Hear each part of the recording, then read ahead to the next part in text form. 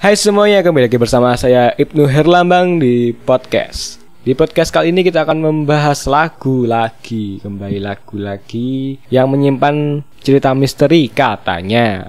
Tapi namanya podcast di Ibnu Herlambang ini kita akan menemukan fakta lain yang benar, tapi di akhir video. Untuk kalian yang dengerin podcast ini, silahkan setting kualitas videonya di 144p biar kalian hemat kuota juga, jadi kalian cuma dengarkan suara aja. Selain itu, jangan lupa subscribe channel ini biar channel ini bisa upload hampir setiap hari di bulan Ramadan ini. Oke teman-teman, lanjut aja. Kita akan bedah cerita misteri di lagu Resah miliknya Payung Teduh, yang konon katanya banyak menyimpan misteri di lirik-liriknya itu. Oke, kita mulai. Ceritanya tuh bermula dari pengalaman hiking Chomi. Chomi itu adalah salah satu personil dari Payung Teduh, yaitu Ajis Kariko. Kembali ke cerita. Dulu saat sedang mendaki bersama teman-teman, ada satu di antaranya menghampiri Chomi dan bercerita bahwa ia sedang dirundung masalah, yaitu masalah cinta. Singkat ceritanya, dalam perjalanan teman tersebut tiba-tiba menghilang entah kemana. Sekian lama mencari dan tidak menemukan hasil, Chomi dan kawan-kawan memutuskan untuk kembali ke pos sembari menunggu temannya yang hilang. Tapi apa yang dikata nasib tidak kunjung datang, atau nasib baik tidak kunjung datang, yang ditunggu tak kunjung pulang. Oke. Akhirnya mereka memutuskan untuk mencari lagi hingga menemukan dalam kondisi gantung diri. Naas ketika ia memilih untuk mengakhiri hidupnya dengan gantung diri di sebuah pohon dan hanya menyisakan catatan puisi yang menjadi cikal bakal penulisan lirik lagu Resah. Itu katanya. Aku dapat dari web Indie Times. Ini aku baca aja. Lanjut, kita mencoba memaknai atau memenggal lirik-lirik yang ada di lagu Resah yang katanya mengandung makna dari puisi itu. Yang pertama, aku ingin berjalan bersamamu dalam hujan dan malam. Kata kunci dari lirik ini adalah hujan dan malam gelap. Sebenarnya sih romantis kalau kita tetap ingin bersama dengan kekasih dalam kondisi apapun. Cuma logikanya, apakah ada yang ingin berpergian dengan kekasih dalam kondisi hujan dan malam gelap? Jadi pada lirik pertama ini, Chomi ingin menyampaikan makna bahwa malam gelap adalah konotasi dari dunia lain dan bukan dunia yang kita tinggal.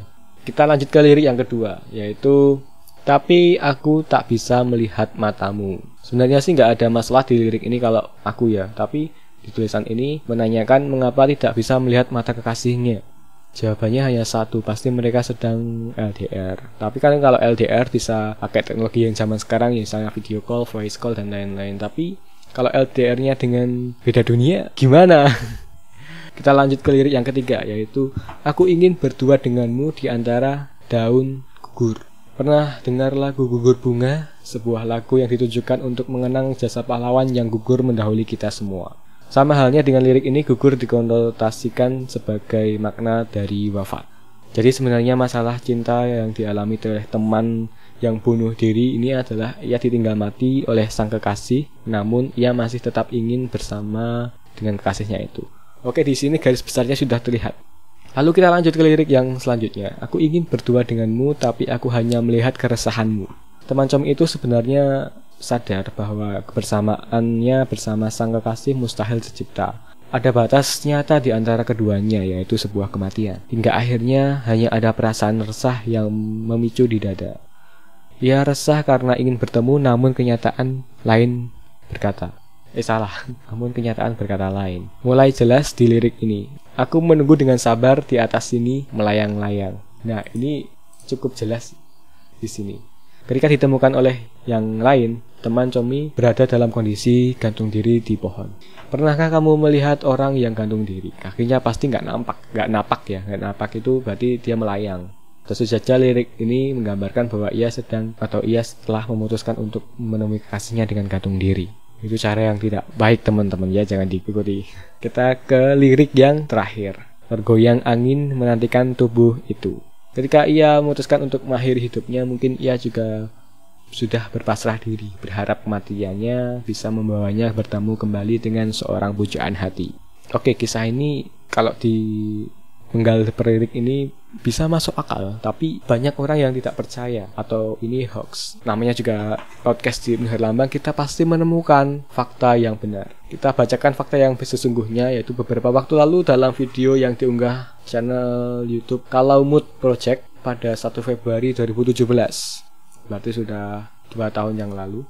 Selentingan-selentingan itu dibantah oleh Payung Teduh. Sebenarnya cerita itu dibuat di Crispy Pasta, di mana orang-orang bisa memasukkan interpretasi lirik menurut versinya masing-masing. Ada yang horor, jadinya untuk lagu ini enggak. Jadi lagu ini memang dibuat berdasarkan puisi-puisi dari karya mereka, bukan karena puisi ataupun kisah yang menyeramkan ini. Begitu teman-teman. Oke, sampai sini dulu untuk ceritanya.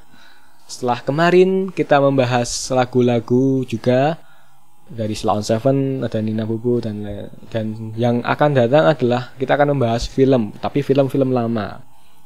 Jika kalian suka dengan video ini silahkan like, jika kalian tidak suka dislike aja nggak apa-apa. Jangan lupa kalian subscribe channel ini biar aku bisa buat konten-konten yang lebih menarik lagi.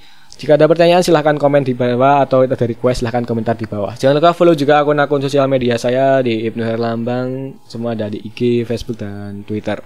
Seperti biasa, saya Ibnu Herlambang dan see you next video. Bye.